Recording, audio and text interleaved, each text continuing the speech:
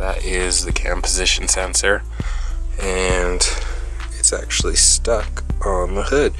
So I think I know why the car runs bad, and yeah, we've got to replace it. Alright guys, so we have an OBX Racing cam gear in the car, and this thing has not been like a plug and play thing, but it is usable. You just have to kind of set it up for your car.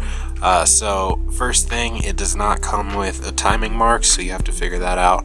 I went ahead, matched it up with the OEM cam gear, lined up the Woodruff key marks, and then went ahead and ground a mark in this one where the timing mark was on the old one, I guess, if that makes sense. And then the other issue, which we've just found out, was it smokes the freaking cam position sensor. So what you're gonna have to do is actually just ground down the little aluminum tabs that hold on the shutter gear, or whatever you want to call it, inside of the cam gear itself. So what I did to fix mine was totally pull off the timing belt and all of that stuff.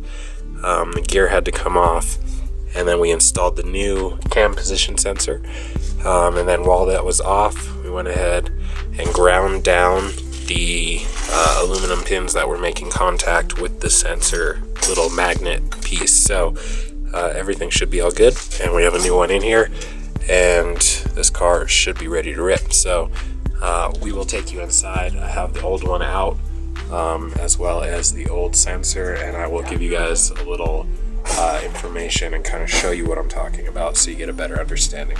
So that literally should be the fix for the car. This is the back side that faces the engine. This is the shutter thing that I am referring to, and it has, on this one, it's little spot welds. Here, all those little black spots are going to be the little spot welds that hold this thing on, and they can spot weld it because this is steel or cast or whatever, so it can be welded.